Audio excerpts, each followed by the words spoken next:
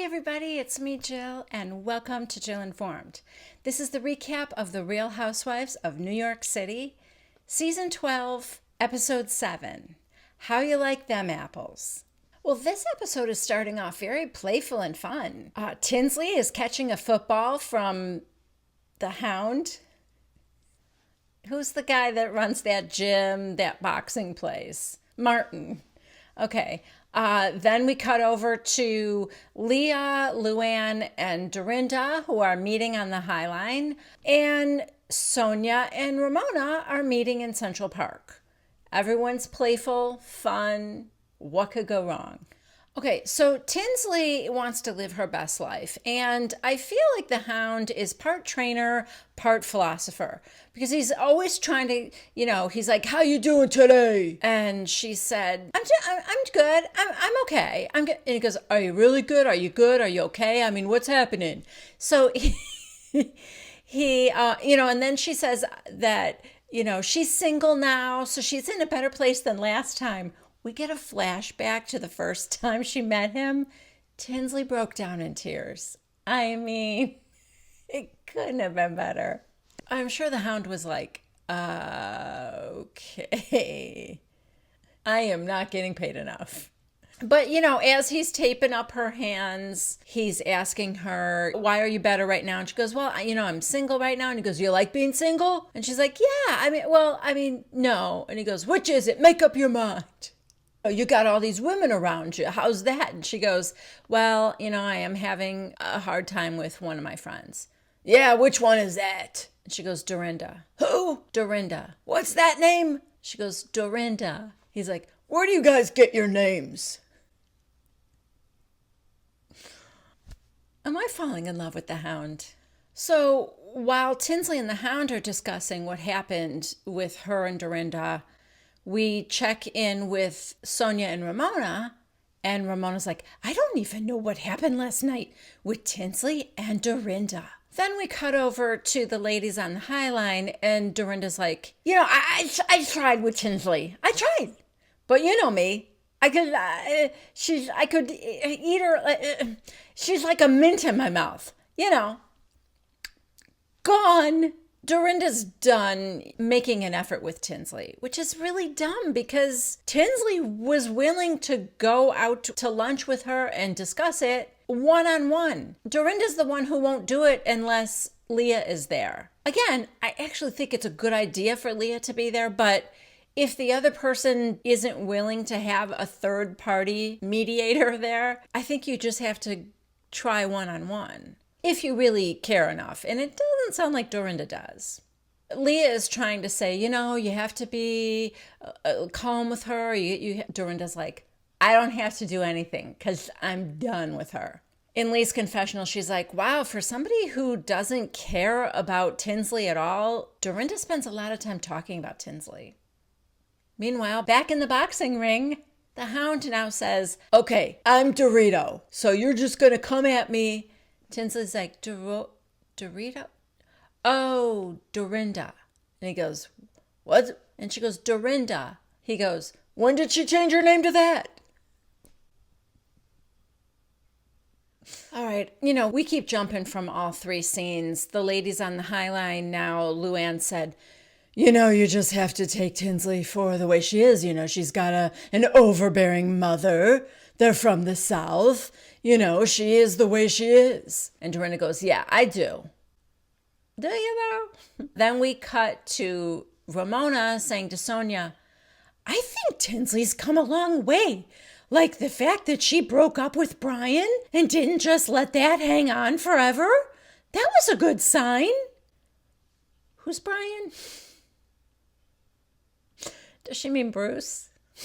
Now Sonia and Ramona are discussing Dorinda. Ramona thinks that she's missing Richard a lot and that kind of life. And Sonia said, "Yeah, and John tries to help her, but every time he does, Dorinda's like, no, I got this." And, it's just different. Ramona's like, "Yeah, Richard went to Harvard and he was on the board at Harvard, and John's not on the board of anything. Unless it's a smorgasbord." Back to the Hound and Tinsley. Now they're sitting on the side of the ring and he's philosophizing again. He's like, don't doubt yourself. You're a legend. There will never be another Tinsdale. Tinsley's like, and there never was because my name is Tinsley. Camera cuts quickly to the Hound and he's like, oh, I think it's cute that he gave her the name Tinsdale. Next, we are at Leah's apartment, and Luann comes over with lunch because Leah is not feeling well. She's like, oh, it's my first time here. This is great. And she's like, oh, thank you. You like it? And she's like, yes. You know, you could tell a lot about a building from the lobby. You know, the moldings and everything. Yeah, it's wonderful. It's great. And so then she's like, do you want me to bring this food over? Because I'm starving. And Leah goes, yeah, please. And she sets it down on this little table in the hall. Leah's like, yeah, like right here. And Leah has a little coffee table in front of her couch. And Luann goes, oh, I don't think that's going to be big enough. And Leah goes, it's okay, I'll make it work. But then she's showing her around the apartment. And it's tiny, but you know what? It's New York City. So everything's pretty tiny. And I don't know what kind of money Leah has or not. I know she started this business for herself. I believe it's successful. She's, I think she started it 15 years ago or something. In Luann's confessional, the producer said, so what did you think of Leah's apartment? She takes a sip of water. Do you really want to know? Okay, so I guess you weren't impressed by the lobby. So we keep cutting back and forth between Luann's interview and the apartment tour that Leah is giving Luann. And, you know, Leah's like, well, this is my room or, you know, whatever it is of it. But I gave her the full bedroom because, you know, and she's talking about her daughter, Kier. So then she said, oh, she has the big room. And she said, yeah, you know, and she's only here half the time. But Luann is like looking out the windows. And I don't know if she's like hoping that the view makes it worthwhile or if she just can't stand to look around this tiny room anymore. I don't know what's going on with her, but whenever we cut back to her interview, she's like,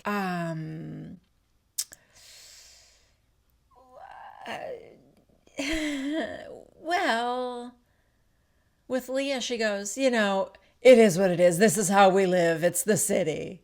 In her confessional, she finally ends up with, I love how humble she is. Well, anyway, now they sit down to talk. Leah had told us earlier that she and Luann kind of vibed with each other because they went through similar situations, as we know. So now they're sitting down to talk, and Leah said, so I heard you had a drink at the comedy club. What was that all about? And she said, oh, well, I was thirsty, and I thought it was water, so I took a big gulp of it. Hold on one second. You were told before you took the first big gulp. No. That's all vodka. But you did it anyway. Whatever. Maybe I'm nitpicking. So she said, I took a big gulp and it was vodka. So I took another sip and like a third sip. And then I went up on stage. And you know what? It was fine because I don't really have a problem with alcohol. I just had a problem with falling into a bush on a girls' trip in Mexico. And then, bravo, thank you, shows us that scene again, which was so good. So Luann said, I just feel like I'm at the point where if I want to have a drink, I can. I'm not on probation anymore. And Leah said, yeah, that's how I feel too. Like I stopped drinking 9 years ago, but I can have a drink when I want. Okay, this conversation, you guys, I don't know much about alcoholism or AA, but I have got to believe that the way Leah is talking now is making people in AA cringe. She's like, you know, I've been told that, oh, the contents of that bottle of alcohol is going to kill you. No, I mean, I've been in toxic relationships. I've been in worse situations with other kind of medication and stuff. Okay, it doesn't mean you don't have a problem with pills too. Maybe you do. But anyway, she's like, I think it's ridiculous to think that, you know, that has so much control over me. It's just going to kill me if I have a sip. I mean, that's not very empowering. Yeah. Some things sound a little bit wrong about that. This whole conversation is so cringy because now Leah is saying, I can control it. I've done a lot of work on myself. I'm in a way different place than I was in 2009 when I decided to stop drinking. You know, of course, that Bravo is flashing back to her topless with the tiki torch running around Ramona's backyard, right? Out of her mind. Yeah, we're getting that, of course. And Luann she's just eating that up, hook, line, and sinker. She is right along with Leah. Yeah, and we need to stop being so hard on ourselves. I can have a drink now and then. It's my decision. We don't have to listen to anybody else. I'm going to listen to myself.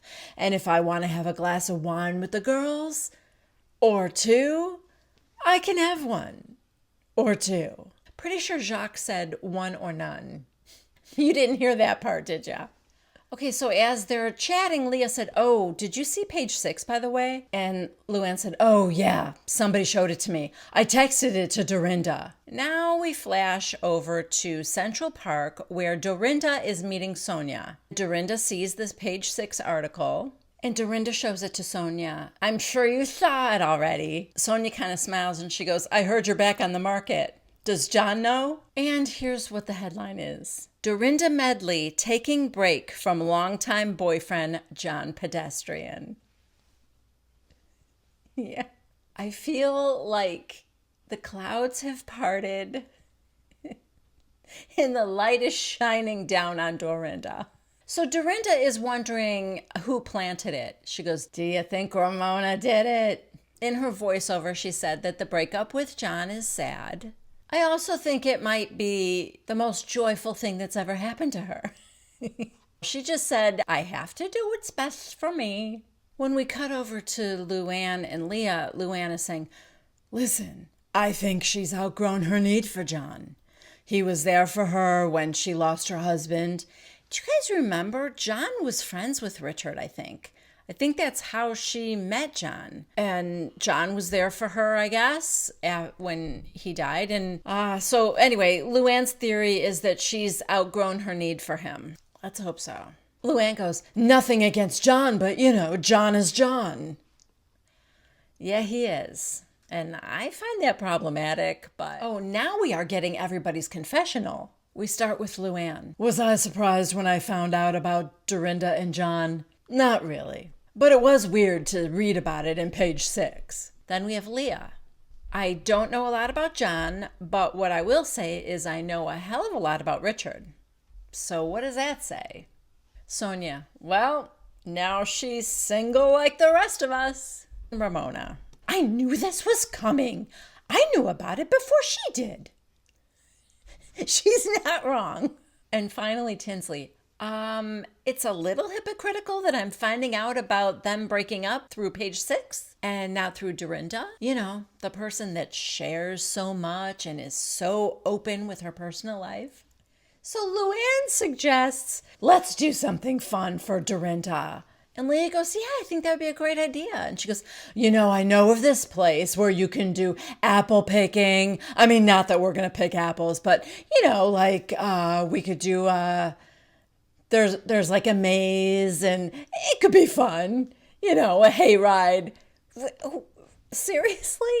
Who are you? You think a maze and a hayride and apple picking would be fun for this group of ladies? Or even for you yourself, Luann? Okay. Oh, I can't wait to hear what Ramona thinks of this idea. Or Tinsley. Or Sonia. A corn maze? Well, they're all on their own little private jitney. No, they're in a beautiful van heading out to the apple orchard. Luann is telling all the ladies all the things there is to do. I mean, there is wine tasting, I think, so that will help them, I believe. But she said there's apple cider donuts. And she's like, it's an apple orchard, so there's a place then to buy the apple pies or the cider donuts. And so anyway, everybody seems to be excited. Even Elise. I said I wasn't going to make a big deal about pointing out when Elise is there because Elise is always there. But I am curious Okay, so they get there and the girls behind the counter are like, yeah, I thought we could start off with like an apple cider toast, or do you guys just want to get started right away with the wine? Uh, what do you think? Have you seen the show? So, yeah, I don't know, they're outside at tables, and Dorinda found this giant wine glass. I don't know if it was like screwed into something as a decoration. It's about 4 feet tall, and the glass is, about a 3 foot diameter. It's got a stem, but there's no like base. So it almost seems like she unscrewed it from something. But anyway, she brings it over and she goes, let's all just have one glass of wine today, huh? Just one. But she's holding that giant one. So everyone's having a great time. So, as a nice little icebreaker, Elise said, so Dorinda, what's going on with John?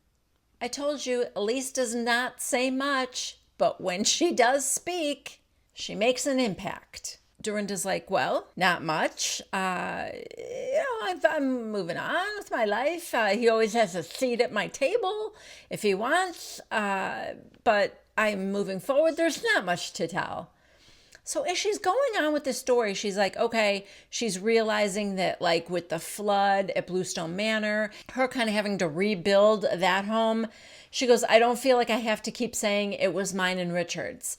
It's just mine now, and with Hannah being an adult and moving on, for the first time, she's like making this decision to be alone. She says she wants to be kind of selfish. And then she makes a comment about how, it's not, I don't really want to talk about this because it makes you vulnerable for people's opinions and to attack you. And Tinsley goes, it's called sharing. And I find it very interesting that you don't want to tell every detail of your life because someone might judge and criticize you. But for me, it's not okay to keep anything private. Dorinda goes, listen, don't comment. My gum lasts longer than your relationships. Okay. Then she says, I didn't know you for the first 50 years of my life. I don't want to know you for the second 50. Then Dorinda tells Tinsley she's invisible. Ramona tells her that's not nice to say. Don't call her that. And then Elise, can you two say one nice thing about each other? Good one, Elise. Dorinda, no. Elise goes, come on, yes you can. She goes, I think Tinsley needs a nap. Elise goes, that's not nice. How much apple cider wine has Dorinda had? Now she's mocking Tinsley. I really wanted curly hair, but I also want it straight. And she's going way over the top. Tinsley just looked at her and she goes, you just sound like a bully and you're mean, Dorinda. You're mean. I don't know how anybody here at this table is not on Tinsley's side, but yeah, Ramona tells Tinsley to calm down, then Tinsley gets really angry with her. Dorinda is just vicious with her words and her mocking. It's bad. But not bad enough that Sonia isn't attacking Tinsley. Did you call her when she broke up with John? Tinsley goes, we're not speaking very much right now. And she goes, yeah, but so then why are you weighing in on this? Okay, I guess Tinsley shouldn't have said, wow, this seems very hypocritical. But I don't know. I understood why she said it. Dorinda was getting all kinds of sympathy for her breakup and a whole lot of understanding from the other women that she doesn't want to talk about it and be judged by the outside world. And Tinsley's probably was boiling inside thinking, why am I not afforded that same consideration? Yeah. Because you are never going to be one of them, Tinsley. And I'm beginning to understand why you left halfway through this season. Well, Tinsley gets up from the picnic bench and she's crying and Luann goes after her and she's like, don't let them see you cry. I know, Tinsley, I'm sorry. I know. And then they go off and she wants her to sit down and like calm down and talk to her. Meanwhile, Elise said to Dorinda, if I said to you the exact same thing she did, you would not have gotten nearly as mad at me. Dorinda, stop psychoanalyzing me, Elise. You don't know our relationship.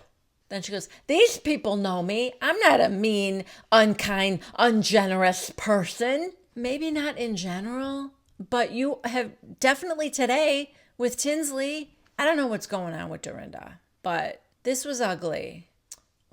Elise in her confessional said, I'm not trying to psychoanalyze Dorinda. I'm afraid of Dorinda. You don't have to be a psychiatrist to know how angry and scary Dorinda is. Well, now Dorinda is telling Leah, Tinsley knew what she said was going to trigger me. That wasn't being compassionate. You know, if she thought that I was being hypocritical, she could have talked to me about it another time. But for her to come at me right then and there, she knew that was going to trigger me. She knew it. That was not being compassionate. She wanted a fucking bitch. She got a fucking bitch. And I served it to her warm.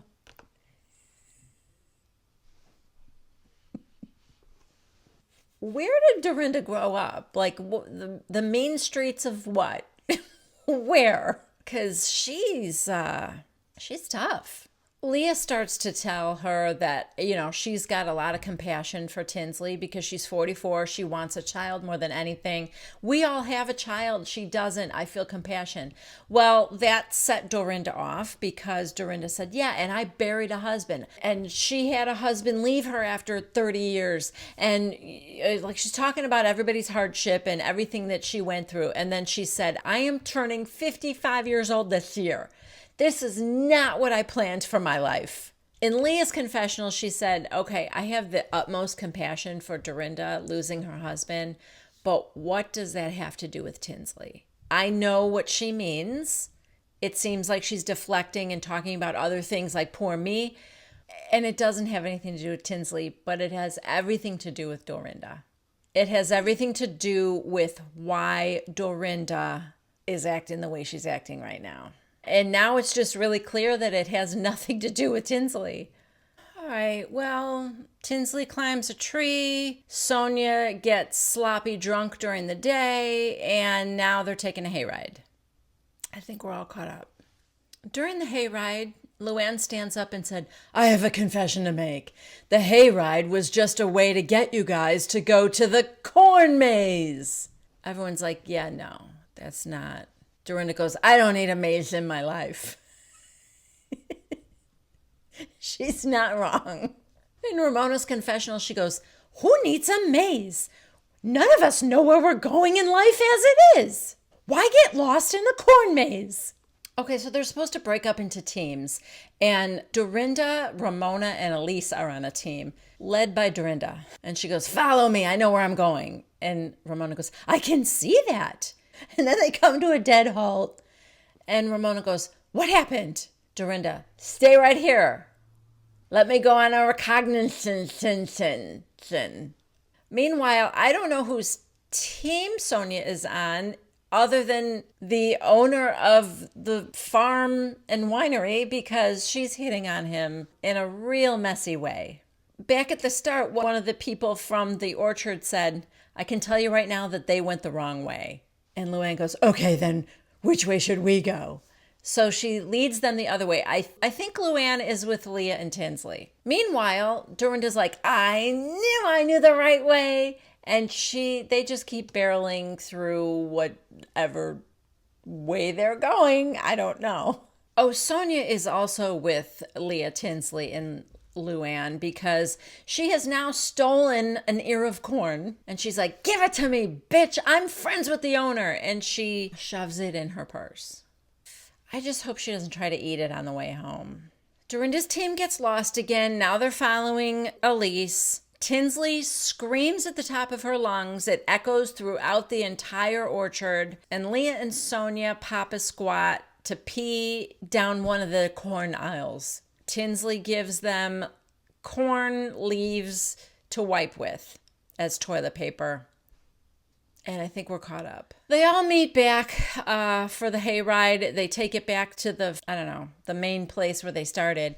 And everyone gets off of the tractor except for Dorinda and Ramona. And Dorinda kind of apologizes, I think, for using her as an example when she said, I'm sorry, I was saying that he left you and all that. And Ramona was like, it's fine. She had moved on. They were in a different place, whatever. And then she was talking about John a little bit. And Dorinda, she's upset. And again, she said, he will always have a seat at my table. And Ramona's like, of course. Dorinda's going through a lot. She's going through a lot of transition. Not the least of which is this lipstick. Whew, that's a tough one. In Ramona's confessional, she goes, you know what? Dorinda's going through a lot of changes and she needs someone to talk to. And I understand that. It's a transition. But while she's going through these changes, you know who's suffering? We are. Believe it or not, they are just starting the wine tasting. Sonia, I didn't mention this before, but Sonia was the only one who didn't want to drink.